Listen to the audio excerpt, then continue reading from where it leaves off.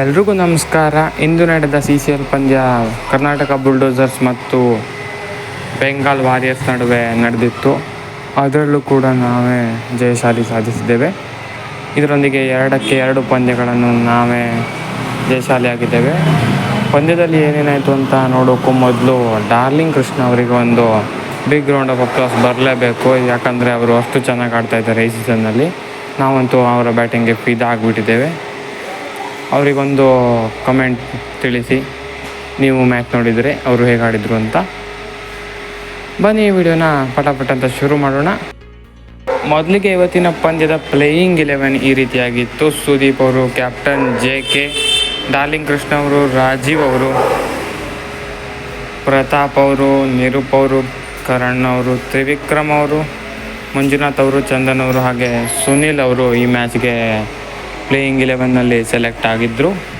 ಮೊದಲು ಬ್ಯಾಟ್ ಮಾಡಿದ ಕರ್ನಾಟಕ ಬುಲ್ಡೋಸರ್ಸ್ ಭರ್ಜರಿ 117 ರನ್ಗಳನ್ನು 10 ಓವರ್ನಲ್ಲಿ ಗಳಿಸಿತು. ಇದಕ್ಕೆ ಪ್ರಮುಖ ಕಾರಣ ಡಾರ್ಲಿಂಗ್ ಕೃಷ್ಣ 33 ಬಾಲಲ್ಲಿ 72 ರನ್ಗಳನ್ನು ಗಳಿಸಿದ್ದರು. ಅತ್ಯುತ್ತಮ ಕೊಡುಗೆ ಇದು ಅವ್ರದ್ದು, ಡಾರ್ಲಿಂಗ್ ಕೃಷ್ಣ ಅವ್ರದ್ದು. ಅವರನ್ನು ಬಿಟ್ಟರೆ ಪ್ರತಾಪ್ ಅವರು 29 ರನ್ನನ್ನು ಗಳಿಸಿದರು.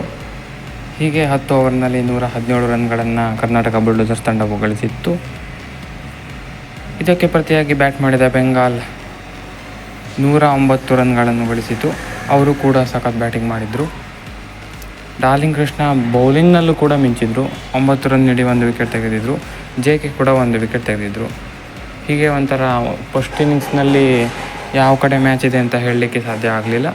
ಸೆಕೆಂಡ್ ಇನ್ನಿಂಗ್ಸ್ನಲ್ಲಿ ಮತ್ತೆ ಕರ್ನಾಟಕ ಬುಲ್ಡೋಸರ್ಸ್ ಅಬ್ಬರಿಸಿ ಬೊಬ್ಬಿರಿದ್ರು. ಮತ್ತೊಮ್ಮೆ ಡಾರ್ಲಿಂಗ್ ಕೃಷ್ಣ 54 ರನ್ಗಳನ್ನು ಗಳಿಸಿದರು ಕೇವಲ 21 ಎಸೆತಗಳಲ್ಲಿ. ಅವರಿಗೆ ಕರಣ್ ಅವರು ಸಾಥ್ ನೀಡಿದರು. 49 ರನ್ ಗಳಿಸಿದರು ಅವರು 23 ಎಸೆತದಲ್ಲಿ. ಇದರೊಂದಿಗೆ 10 ಓವರ್ನಲ್ಲಿ 130 ರನ್ಗಳ ಬರೋಬ್ಬರಿ ಮೊತ್ತವನ್ನು ಗಳಿಸಿತು ಕರ್ನಾಟಕ ಬುಲ್ಡೋಸರ್ಸ್. ಇದನ್ನು ಬೆನ್ನತ್ತಲು ಹೊರಟ ಬೆಂಗಾಲ್ ಟೈಗರ್ಸ್ಗೆ ಅದನ್ನು ದಾಟಲು ಆಗಲಿಲ್ಲ.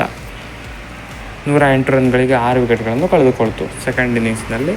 ಇದರೊಂದಿಗೆ ಕರ್ನಾಟಕ ಬುಲ್ಡೋಸರ್ಸ್ ತಂಡವು 30 ರನ್ಗಳ ಕಂಫರ್ಟೇಬಲ್ ವಿಕ್ಟರಿಯನ್ನು ಗಳಿಸಿತು.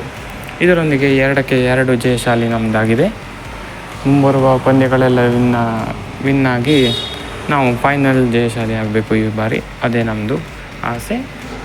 ನನ್ನ ಪ್ರಕಾರ ಈ ಸರಿ ಇರೋ ಫಾರ್ಮ್ನಲ್ಲಿ ನೋಡ್ತಾ ಇದ್ದರೆ ಆಗ್ಬೋದು ಅಂತ ಅನಿಸ್ತಾ ಇದೆ. 2-2 ಜಯಶಾಲಿ ಆಗಿದ್ದೇವೆ ನಾವು. ಮುಂದಿನ ಪಂದ್ಯಕ್ಕೆ ಆಲ್ ದ ಬೆಸ್ಟ್ ತಿಳಿಸೋಣ. ಈ ಪಂದ್ಯದ ಬಗ್ಗೆ ನಿಮ್ಗೇನು ಅನಿಸ್ತು ಅಂತ ಕಮೆಂಟ್ ಮಾಡಿ ತಿಳಿಸಿ. ಹಾಗೆಯೇ ಡಾರ್ಲಿಂಗ್ ಕೃಷ್ಣ ಅವರು ಈಗ ಮೊದಲೇ ಹೇಳಿದಾಗೆ ಹೇಗೆ ಆಡಿದ್ರು ಅಂತ ಕೂಡ ಕಮೆಂಟ್ ಮಾಡಿ ತಿಳಿಸಿ. ಈ ವಿಡಿಯೋದಲ್ಲಿ ಸ್ವಲ್ಪ ಡಿಸ್ಟರ್ಬೆನ್ಸ್ ಇತ್ತು, ಕ್ಷಮಿಸಬೇಕು. ಆದಷ್ಟು ಅವಾಯ್ಡ್ ಮಾಡೋದಕ್ಕೆ ಟ್ರೈ ಮಾಡ್ತೇವೆ ಮುಂದಿನ ವಿಡಿಯೋದಿಂದ. ಹೆಚ್ಚಿನ ವಿಡಿಯೋ ಆಗಿ ಸಬ್ಸ್ಕ್ರೈಬ್ ಮಾಡಿ. Thank you.